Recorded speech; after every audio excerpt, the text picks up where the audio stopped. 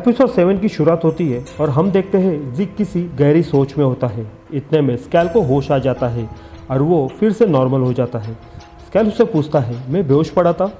जिक उसे वो चिट्ठी दिखाता है जो उसने अपने डैड के लिए लिखी थी और वो कहता है, मुझे लगता है तुम्हें ये प्लान ड्रॉप करना चाहिए और तुम काफ़ी कमज़ोर दिखाई देने लगे हो, तो मुझे ऐसा लगता है कि तुम्हें डॉक्टर के पास भी जाना चाहिए। तुम बेहोश पड़े थे और ये अच्छी बात नहीं है। लेकिन स्कैल उसे कहता है कि ये नॉर्मल सा फ्लू है, तुम्हें टेंशन लेने की ज़रूरत नहीं। जिक उसे एक सुझाव देता है, क्यों ना तुम्हारे पिता के साथ हम सानवी के पास जाए, वो तुम्हारा ट्रीटमेंट भी कर देगी। लेकिन स्कैल उसे मना करता है और वो कहता है कि सानवी के पास पहले ही काफ़ी सारा काम है और मैं उन्हें और ज़्यादा लोड नहीं देना चाहता, और डैड भी इन दिनों काफ़ी मेरे वजह से परेशान है और मैं उन्हें और परेशान नहीं करना चाहता। और वैसे भी जब हमें पहले से ही पता है कि इसका रिज़ल्ट क्या आने वाला है, तो हमें किसी और को परेशान नहीं करना चाहिए। जीक उसे कहता है, क्यों ना हम ऐसे इंसान से मिले जो फैमिली से अलग हो, क्या तुम तैयार हो के? दूसरी तरफ पुलिस स्टेशन में अफरा तफरी मची होती है। उसे देखकर मिशेल मिकामी से पूछती है, आखिर यहाँ पे हुआ क्या है? मिकामी उसे कहती है, 828 के पैसेंजर की हत्या हो चुकी है। 24 घंटों में ये दूसरी है, पहली एना रॉस, अब ये। मिशेल उसे कहती है, जब कॉलिंग को कोई फॉलो नहीं करता तो उसकी मौत होना तो पक्की है। लेकिन मिकामी उसे कहती है, ये कोई कॉलिंग का नहीं बल्कि फिरौती के पैसे मांगने का है। थोड़ा रुक कर मिशेल उसे कहती है, देखो मुझे एक कॉलिंग आई थी लाल एक्स के बारे में, हमें इसके ऊपर भी बात करनी चाहिए और इसे भी ध्यान में रख कर आगे काम करना चाहिए। मिकामी उसे हाँ में जवाब देती है। फिर वहाँ से मिशेल चली जाती है। ऑफिस में सानवी उसी काम में लगी होती है जिससे ये पता चल सके आखिर कॉलिंग किस तरह से काम करती है। इतने में वहाँ पर वैंस आ जाता है और उसे कहता है कि तुम्हें भी अपने आप पर ध्यान देना चाहिए। मैं मानता हूँ कि काम उतना ही ज़रूरी है, लेकिन खास कर तुम्हें अपने आप पर ध्यान देना उससे भी ज़्यादा ज़रूरी है। तब सानवी उसे कहती है, मैं जानती हूँ कि मुझे अपने आप पर ध्यान देना चाहिए और मैं ध्यान दे भी रही हूँ, लेकिन इसके ऊपर भी ध्यान देना उतना ही ज़रूरी है जितना मुझे अपने आप पर ध्यान देना। सानवी उसे आगे कहती है कि मैं इस पर पूरा ध्यान देकर वो रास्ता निकालना चाहती हूँ कि जिससे डेथ देकर टाइमिंग आगे बढ़ा सकूँ। तब उसे एक पुरानी बात याद आती है। सालों पहले सानवी की मॉम सानवी से इसी बात को लेकर काफ़ी ज़्यादा बहस करती है। सानवी की मॉम चाहती है डैड का जन्मदिन कहीं बाहर बनाए, लेकिन सानवी इसके लिए मना करती है और वो कहती है, आप बेकार में मेरा प्लेन का टिकट निकाल रहे हो। आपको ये जानकर दुख होगा 2 जून 2024 को मेरी मौत हो जाएगी। लेकिन उसकी मॉम ये सब मानने को इनकार कर देती है। सानवी पूरी तरह से हताश हो जाती है। तब डैड उसे समझाते हैं, क्यों ना तुम अपने लेबोरेटरी में जाकर कुछ ऐसा बनाओ जिससे ये प्रॉब्लम ही सॉल्व हो जाए। सानवी कहती है, जब से यूरिका से वो प्लेन गायब हो चुका है, सरकार ने हमारी खोज के ऊपर पाबंदी लगा दी है। तब वो कहता है, तो क्यों ना तुम बहन को जाकर मिलो, वो एक अच्छा आदमी है, वो तुम्हारी हेल्प ज़रूर करेगा। लेकिन सानवी कहती है, जब से उसकी वाइफ की डेथ हो गई है वो सुनने और समझने के काबिल नहीं रहा। डैड उसे डॉक्टर एलेक्स से मिलने की सलाह देता है, लेकिन सानवी काफ़ी रोने लगती है। उसे कुछ समझ नहीं आता आखिर इस सब से बचे कैसे और लाइफ बोट को रास्ते पर लाए कैसे, क्योंकि वो सोच सोच कर यही परेशान होती है कि किसी भयानक हादसा होने के बाद कई सारे पैसेंजर की बेवजह जान चली जाएगी। और इसी बात को लेकर वो काफ़ी ज़्यादा रोने लगती है और अपने आप को वो बेबस महसूस करने लगती है। तब डैड उसे एक आखिरी सलाह देते हैं और वो कहते हैं, हो सकता है कि ये बोट एक बड़ा हादसा कर दे, लेकिन तुम्हें इसे अलग तरह से सोचना चाहिए। मुझे ऐसा लगता है कि लाइफ बोट तुम्हें कुछ सिखाने की कोशिश कर रही है और तुम्हें अपना नज़रिया बदल कर इसे सोचना चाहिए, और ये मौका तुम अपने हाथ से जाने मत देना। दूसरी तरफ स्कैल जिक की बात मान लेता है और वो हॉस्पिटल में आ जाता है। डॉक्टर एलेक्स उसकी रिपोर्ट पढ़ती है। दरअसल जिक ने डॉक्टर एलेक्स को पहले ही बता दिया होता है कि स्कैल की रिपोर्ट के ऊपर उसका नाम गैब्रियल होना चाहिए, क्योंकि वो नहीं चाहता कि ये रिपोर्ट बाहर किसी को पता चले और ये टॉप सीक्रेटली होना चाहिए। डॉक्टर एलेक्स उसकी बात इसीलिए मान लेती है क्योंकि जिक सानवी का अच्छा दोस्त होता है और डॉक्टर एलेक्स सानवी के लिए कुछ भी कर सकती है। डॉक्टर एलेक्स उसकी रिपोर्ट पढ़ती है। वो कहती है, हमारे पास सीबीसी की रिपोर्ट आई है और आगे हमें बायोऑटोप्सी करनी होगी जिससे कि हमें सटीक पता चल सकता है आखिर आपको हुआ क्या है। लेकिन जितने भी रिपोर्ट अभी तक मिले हैं, मैं वो पढ़ने के बाद इस नतीजे पे पहुंची हूँ, ये बोलकर वो रुक जाती है। स्कैल समझ जाता है आखिर उसे हुआ क्या है और वो खुद ही कहता है, मेरा कैंसर वापस आ चुका है और ये बात सुनकर दोनों जन हैरान हो जाते हैं। स्कैल को ये बात पहले से मालूम होती है, लेकिन वो इस बात को सिर्फ टाल रहा था। लेकिन डॉक्टर एलेक्स उसे सलाह देती है और वो कहती है तुम्हें अपना ध्यान रखना चाहिए, हो सके तो तुम अलग अलग जगह पर जाकर अपना ध्यान बटाओ। घर में बैन अभी भी इसी कोशिश में लगा होता है किसी तरह से वो अपने बच्ची की नज़र में एक अच्छा आदमी बन सके। इतने में उसे मिशेल का कॉल आता है और वो कहती है एना रॉस का मर्डर हो चुका है। बैन उसका कारण जानना चाहता है। मिशेल कहती है अभी तक कोई कारण मिला नहीं है, लेकिन आज शाम जेरी टाउन में सैम विल के घर के पास मिलने वाले हैं। हम जानना चाहते हैं ऐसी कौन सी कड़ी है जो हमारी नज़र से बची है। हम वो जानना चाहते हैं, उससे हमें कुछ पता चल सकता है। लेकिन ये ठीक नहीं हुआ है। 828 के पैसेंजर की मौत हो रही है और ये अच्छी बात नहीं है। तुम और स्कैल ज़रा संभल कर रहना। इतना बोलकर वो कॉल कट कर देती है। बैन तुरंत स्कैल को कॉल लगाता है, लेकिन स्कैल कॉल नहीं उठाता और इस वजह से बैन भी काफ़ी परेशान हो जाता है। थोड़ी देर में स्कैल और जिक घर पर आ जाते हैं। स्कैल को देखकर बैन राहत की सांस लेता है। सबसे पहले वो स्कैल से माफ़ी मांगता है कल रात के बर्ताव के लिए। उसके बाद बैन उसे वो सब कुछ बताता है जो अभी अभी मिशेल ने उसे बताया था। बैन कहता है अब घर से कोई भी बाहर नहीं निकलेगा, सब लोग घर में रहेंगे। लेकिन स्कैल कहता है मैं तो जा सकता हूँ, मुझे यहाँ पर कोई नहीं जानता। बैन कहता है लेकिन एंजेलिना तो जानती है। स्कैल कहता है वो किसे बताएगी, पुलिस को? सबसे पहले उसे ही पुलिस जेल के अंदर डाल देगी। बैन कहता है मैं समझता हूँ, लेकिन मुझे तुम सबकी फिक्र है और हमें ऐसे ही लाइफ को खतरे में नहीं डालना चाहिए। ये बात सुनकर स्कैल नाराज़ हो जाता है और वो अपने रूम में चला जाता है। जिक बैन को समझाता है इस वक्त उसके दिमाग में बहुत कुछ चल रहा है, तो उसे थोड़ा सा टाइम दो। स्कैल का ऐसा बर्ताव देखकर बैन भी परेशान हो जाता है। इतने में बैन का ध्यान ईडन के ड्राइंग पर जाता है और उस पर ALNI लिखा होता है। बैन के डैड उसे पूछते हैं ये कैसे हो सकता है, पढ़ने लिखने के लिए यह अभी काफ़ी छोटी है। तब बैन तुरंत उस नाम को गूगल के ऊपर चेक करता है तो उसे एक लोकेशन मिल जाती है। बैन समझ जाता है हो ना हो ये कॉलिंग है। बैन के डैड उसे कहते हैं मेरा मुंह क्या देख रहे हो, जाओ जाकर इसका पता लगाओ। ओ ईडन की फिक्र तुम मत करना, मैं यहाँ पर हूँ। बैन उस ड्राइंग का फ़ोटो क्लिक कर लेता है। उसके बाद उसे लेकर वो घर से बाहर निकलता है। थोड़ी देर में स्कैल रिसर्च रूम में आ जाता है और वो पैसेंजर की फ़ाइल ढूंढने लगता है और उसमें से एक फ़ाइल निकालकर उसमें से एक नंबर अपने मोबाइल में डाल लेता है और उससे एक मैसेज करता है और उसका रिप्लाई आने का वेट करता है। थोड़ी देर में उसे रिप्लाई आ जाता है और उसे पढ़कर स्कैल के मुंह के ऊपर एक स्माइल आ जाती है। तय किए हुए जगह पर जेरिड और मिशेल मिलते हैं। जेरिड मिशेल से कहता है मुझे नहीं लगता कि यहाँ पर दोबारा आकर हमें कुछ मिल सकता है, क्योंकि इस जगह की 2 बार तलाशी ली गई है, पहले तो हमने और दूसरी पुलिस वाले लोग ने। तब वहाँ पर एक लड़की उन्हें आवाज़ लगाती है। मिशेल उसे पूछती है क्या आप सैम विल को जानते हो? वो लड़की कहती है कुछ खास नहीं, लेकिन मैं इतना जानती हूँ कि वो एक अच्छा आदमी है और वो इस तरह की मौत को डिज़र्व नहीं करता। मिशेल उसे एक सवाल पूछती है क्या आप इस आदमी को किस तरह से देखते हैं, मेरा मतलब फ्लाइट 828 के पैसेंजर की तरह या फिर आम लोगों की तरह? तब वो लड़की कहती है देखो फ्लाइट 828 के लोग कोई बुरे नहीं है। वो आगे कहती है मैं इनके बच्ची को यहाँ पर देखती थी। मिशेल जेरिड से पूछती है सैमुअल को तो कोई बच्चा नहीं था। वो लड़की आगे कहती है पिछले साल पहले एक औरत और उसके साथ एक बच्ची यहाँ पर रहती थी और मैं उन लोगों को देखती थी। तब उनको देखकर ऐसा लगता था मानो उनके अंदर कई सारा डर बैठा है। मिशेल को कुछ डाउट आ जाता है और वो सीधे अपने मोबाइल के अंदर एक फ़ोटो उसे दिखाती है। उस फोटो देखकर वो लड़की तुरंत समझ जाती है हाँ यही वो बच्ची थी। फिर पता चलता है वो बच्ची और कोई नहीं बल्कि ईडन होती है। और ये सब जानने के बाद मिशेल तुरंत मिकामी को कॉल लगाती है और उसे बताती है कि मुझे कनेक्शन मिल चुका है। सैमुअल और एना रॉस इन दोनों ने एंजेलिना को अपने साथ लिया था और मुझे ऐसा लगता है कि उन दोनों के मर्डर के पीछे एंजेलिना का हाथ है। जब तक एंजेलिना का काम हो रहा था तो सब कुछ सही था और जब वो दोनों एंजेलिना के खिलाफ हो गए तो उसने उन दोनों को मरवा दिया, मुझे ऐसा लगता है। मिकामी उसे कहती है वो अपने घर में नहीं है, हमारे सीक्रेट एजेंट ने ये पता लगा लिया है, लेकिन एंजेलिना का कोई भी पता नहीं चला है।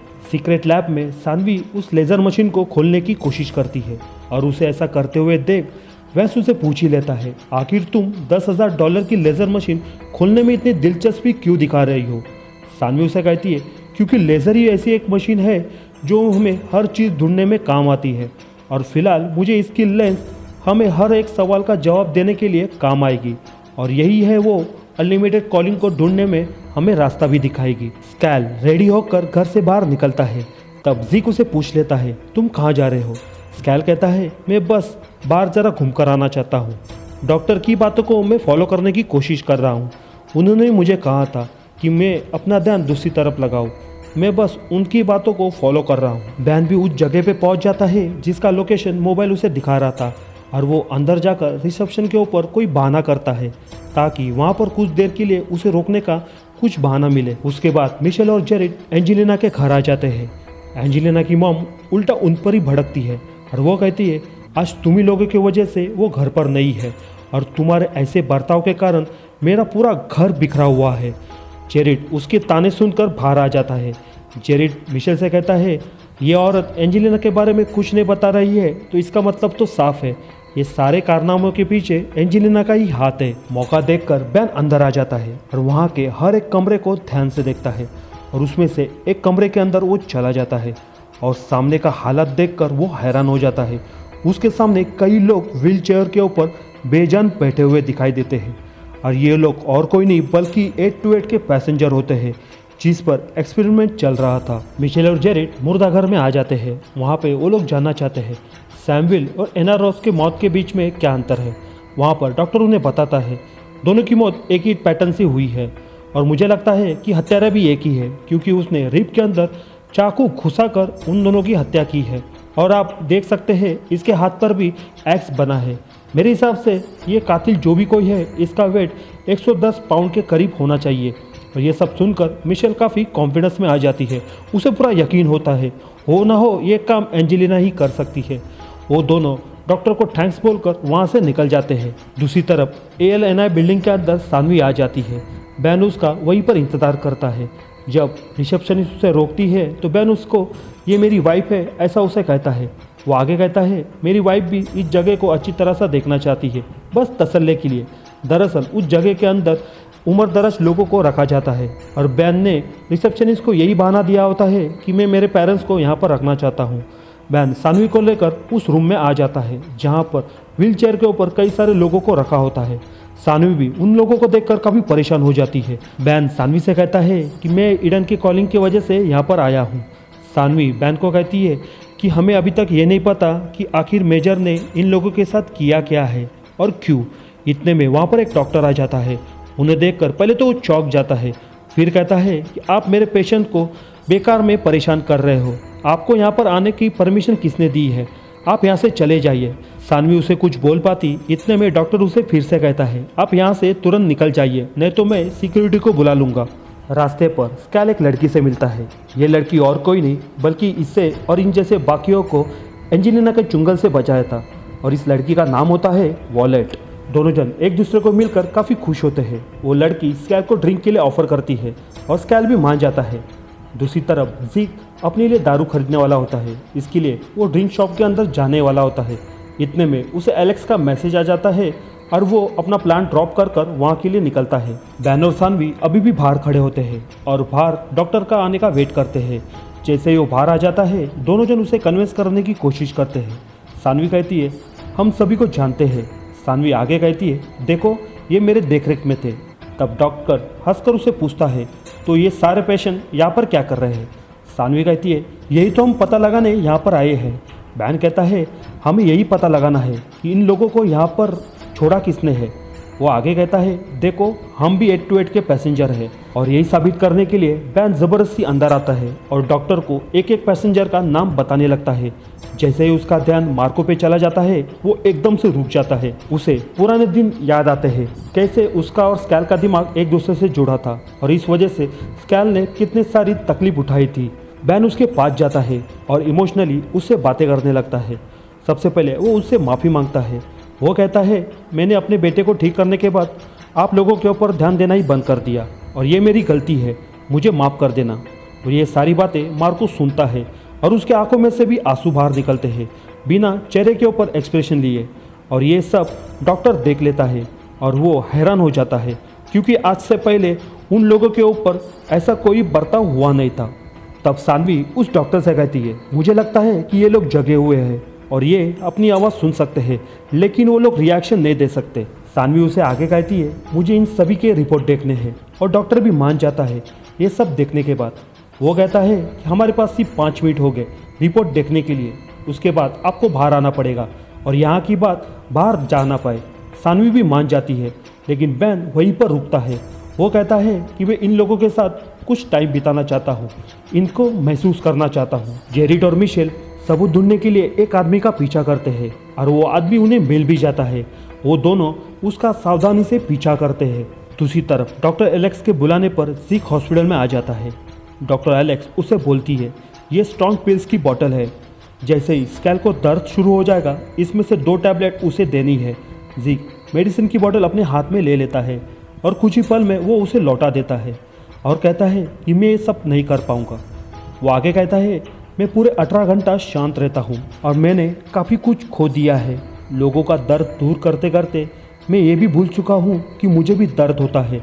मुझे महसूस होता है कि मुझे दर्द हो रहा है, लेकिन मैं अब इसे ठीक नहीं कर सकता।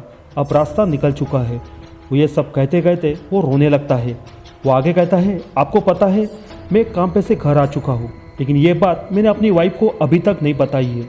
लेकिन ये जैसे ही बात उसे पता चलेगी तो उसे दुख होगा, और सबसे ज़्यादा दुख उसे तब होगा ये बात मैंने उसे छुपा कर रखी। दूसरी तरफ स्कैल और वॉलेट काफ़ी मज़े करते हैं, खूब सारी बातें करते हैं, और बातों ही बातों में स्कैल उसे कहता है कि मैं स्कैल हूँ, गैब्रियल नहीं। और ये बात सुनकर वॉलेट काफ़ी हैरान हो जाती है, क्योंकि उसके नज़र में स्कैल एक छोटा बच्चा है और वो भाग चुका है। स्कैल उसे कहता है, ये बहुत कॉम्प्लिकेटेड स्टोरी है, मैं फिर कभी तुम्हें सुनाऊंगा, बस तुम इतना जान लो कि मैं ही स्कैल हूँ। तब वॉलेट भी उसे कहती है, 1 साल पहले मैंने एंजेलिना की खूब सारी हेल्प की थी, तब मुझे पता नहीं था कि वो ऐसे गंदे काम करती है। तब स्कैल उसे कहता है, इसमें तुम्हारी कोई भी गलती नहीं थी, तुम्हारी जगह पे और कोई भी होता तो वो भी यही करता, उसके इरादे किसी को भी पता नहीं थे। वॉलेट भी उसकी बातों की रिस्पेक्ट करती है। स्कैल उसे किस कर लेता है, दोनों जन काफ़ी खुश होते हैं। थोड़ी देर बाद दोनों का अलग होने का टाइम आ जाता है, लेकिन स्कैल उसे जाते वक्त कहता है कि हम फिर मिलेंगे। इतना बोलकर वो दोनों अलग हो जाते हैं।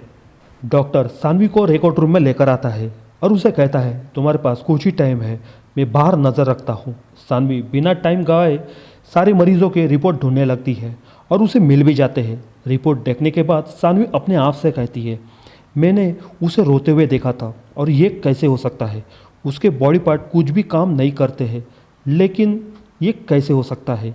और इतना सोचते हुए उसे एक पेशेंट की रिपोर्ट मिल जाती है और वो पढ़ने लगती है, लेकिन कुछ ही पल में उस रिपोर्ट में से खूब सारी रोशनी बाहर निकलती है। सानवी उस रोशनी को समझने की कोशिश कर ही रही होती है, इतने में डॉक्टर अंदर आ जाता है और वो उसे कहता है, मेरा बॉस आने वाला है तो हमें बाहर जाना होगा। लेकिन जाते वक्त वो उसे एक सवाल पूछता है, यहाँ पर तुम्हें जो चाहिए था वो तुम्हें मिला? सानवी कहती है, मुझे जो चाहिए था वो तो मुझे मिल चुका है और मुझे ऐसा लगता है कि हम सबको बचा सकते हैं। जेरिड और मिशेल अभी भी उस आदमी का पीछा करते हैं। जैसे ही उसे ये पता चल जाता है कि 2 आदमी उसका पीछा कर रहे हैं, तो वो अपनी स्पीड बढ़ाता है और एक घर के पास आकर रुक जाता है। ये देखकर मिशेल जेरिड से कहती है, बैन के डेटाबेस के हिसाब से ये घर क्रिस लेविंस का है, जिसका सीट नंबर 15B था। और ये बात सुनकर जेरिड उसे दबोच लेता है और मिशेल उसका बैग चेक करती है। इतने में मिशेल को एक मैसेज आता है और वो जेरिड से कहती है, ये वो आदमी नहीं है। जेरिड कहता है, कैसी बात कर रही हो तुम? अभी अभी 828 के घर के सामने इस आदमी को पकड़ा है और तुम कह रही हो कि ये वो आदमी नहीं है। मिशेल कहती है, क्योंकि और एक मर्डर हो चुका है। तब जेरिड उसे पूछता है, क्या तुम्हारे हिसाब से वो कातिल अभी भी वहाँ पर हो सकता है? मिशेल गंभीर होकर कहती है, वो हमारा शिकार कर रहा है। दूसरी तरफ सानवी और बैन ये सोच रहे होते हैं आखिर इस सब का मतलब क्या है। सानवी कहती है, जब मैंने मार्को की फाइल ओपन की तो उसमें से लाइट बाहर निकली और हमने उसे रोते हुए भी देखा था, जबकि हम ये बात जानते हैं कि उसका सिर्फ दिमाग एक्टिव है। बैन कहता है, कॉलिंग हमें यहाँ पर क्यों ला रही है जबकि हमें ये बात पहले से पता है। सानवी कहती है, बात सिर्फ मार्को की नहीं है, वहाँ पर कई सारे पेशेंट की फाइल थी और उन सब में से रोशनी बाहर निकल रही थी और वो सीधे छत की तरफ अपना निशाना बना रही थी। थोड़ा रुक कर वो आगे कहती है, मुझे लगता है इन सभी के पास दिव्य चेतना मौजूद है जो सीधे इफेक्ट कर रही है। तब सानवी को एक पुरानी बात याद आती है। मेजर ने उसे मरते हुए कहा था, हमारा मकसद इन लोगों के ऊपर एक्सपेरिमेंट कर ठीक करना नहीं था, बल्कि इनकी पावर्स को कम करना था, ताकि ये लोग अपनी ताकत का मिसयूज़ ना कर सके और ना ही इसका वेपन की तरह यूज़ कर सके। बैन कहता है, बेशक ये काम मेजर ने किया है, लेकिन इसमें भी हमारे लिए कुछ अच्छा होगा। सानवी कहती है, इसमें क्या अच्छा है? किसी को दर्द देकर उसकी याददाश्त मिटाना ये कहाँ का सही है? ये वो रास्ता था जो फेल हो गया। सानवी उसे आगे कहती है, मैं कुछ ऐसा बनाना चाहती हूँ कि जिससे एक डिवाइस बने जहाँ से हमें सब कुछ पता चल जाएगा। बैन उसे कहता है, सानवी रुक जाओ, मेजर ने जो किया था वो गलत था। देखो इनकी तरफ, मार्को की हालत देखो। सानवी कहती है, मैं कभी भी इन लोगों के साथ ऐसा नहीं करूँगी, तुम फिक्र मत करना। लेकिन क्या हो अगर हमें ये पता चल जाए कि मेजर ने इन लोगों के साथ क्या किया है, तो हो सकता है कि हमें ये भी पता चल जाएगा कि डे को कैसे सर्वाइव करना है। मेरा मतलब ये है, अगर हमारी कॉलिंग पर्याप्त नहीं है लाइफ बोट को बचाने के लिए, तो ये दूसरा रास्ता हो सकता है। इतने में बैन को मैसेज आता है और ये मैसेज मिशेल का होता है और उसने मैसेज में कहा होता है कि मुझे घर पर मिलो, एक और पैसेंजर की जान चली गई है। दूसरी तरफ सिक उसी ग्रुप को फिर से ज्वाइन करता है जिस ग्रुप को उसने पहले भी ज्वाइन किया था। वहाँ पर कई सारे लोग इकट्ठा आकर अपने दिल की बात बोलते हैं, जिससे कि उनके अंदर की फीलिंग्स को बाहर निकलने का उन्हें मौका मिलता है। थोड़ी देर में बैन घर पर आ जाता है और वो अपने डैड से बात करने लगता है। अचानक ईडन वहाँ पर आकर बैन का हाथ पकड़कर उन्हें अपने साथ बिठाती है और उसे पहली बार डैड कर पुकारती है। ये देखकर बैन काफ़ी खुश हो जाता है और वो अपने आप से कहता है, मैं इस लाइफ बोट को किसी भी हालत में बचाऊंगा, मैं तुम्हारा सारा बचपन देखूंगा। इतने में वहाँ पर मिशेल आ जाती है और बाप बेटी को ऐसा खुश देखकर वो भी खुश हो जाती है। सानवी अभी तक उसी काम में लगी होती है। इतने में वहाँ पर वैंस आता है और वो कहता है, हमें ऐसा कुछ भी नहीं मिला है कि जिससे हमें पता चल सके कि वो पत्थर है कहाँ। सानवी भी कहती है, भला मेजर भी उनके कॉलिंग को कैसे पता लगा सकती थी, वो भी बिना पत्थर के। घर पर मिशेल ये सोच रही होती है आगे क्या होगा। वो बैन से कहती है, अभी तक 3 पैसेंजर की मौत हो चुकी है और हमारे पास कोई भी क्लू नहीं है। बैन उसे कहता है, तुम्हें शांति से सोचना चाहिए, हो सकता है इसका जवाब तुम्हें मिल जाए। मिशेल कहती है, मैंने खून से बना एक्स देखा था, अगर वो मुझे कातिल तक पहुंचा नहीं सकता तो उस एक्स का मतलब क्या है। बैन कहता है, हो सकता है तुम्हारी कॉलिंग अभी भी अधूरी हो और उसे पूरा होने में वक्त लग रहा है। इसके बाद बैन उसकी हेल्प करता है। उस कॉलिंग को सॉल्व करने के लिए वो पेपर और पेन लेकर वो एक्स बनाता है। मिशेल भी उसकी हेल्प करती है। जो भी उसने कॉलिंग में एक्स को देखा था ठीक उसी तरह उसे बताने की कोशिश करती है। बैन उसे कहता है, हो सकता है कि हम गलत नज़र से देख रहे हैं। इतने में मिशेल को फिर से एक कॉलिंग आ जाती है और वो कॉलिंग में देखती है बैन ने जो एक्स बनाया था उसमें से खून निकलने लगा है। वो तुरंत बैन से कहती है, ये एक्स नहीं है बल्कि ये क्रॉस है। तब हमें किसी के हाथ दिखाई देते हैं उस क्रॉस को ठीक करते हुए। मिशेल आगे कहती है, ये मुझे कातिल के पास लेकर जाएगी। मैं सही घर में थी, लेकिन इंसान मैंने गलत सोचा था। मुझे पता चल चुका है आखिर खूनी कौन है। इतने में दरवाजे के ऊपर कोई आ जाता है। वो और कोई नहीं बल्कि जेरिड होता है। जेरिड घर में घुसकर स्कैल को ढूंढने लगता है। बैन और मिशेल उसे पूछते हैं, आखिर हुआ क्या है, हमें भी बताओ। जेरिड कहता है, मुझे स्कैल से बात करनी है। बैन कहता है, वो तो ठीक है, लेकिन हमें बताओ तो सही आखिर हुआ क्या है। जेरिड कहता है, पुलिस को पता चल चुका है आखिर खूनी कौन है। और ये बोलते हुए वो स्कैल की तरफ देखता है। स्कैल डर जाता है और वो उसे पूछता है, तुम मुझे इस तरह से क्यों देख रहे हो? मैंने किसी का खून नहीं किया और मुझे पता भी नहीं कि किसका खून हुआ है। तब जेरिड उसे वो फुटेज दिखाता है जो रोड कैमरा का लिया गया था और वो कहता है, ये वो सबूत है जो पुलिस को मिला है। आखिरी वक्त इस लड़की के साथ तुम्हें देखा गया था।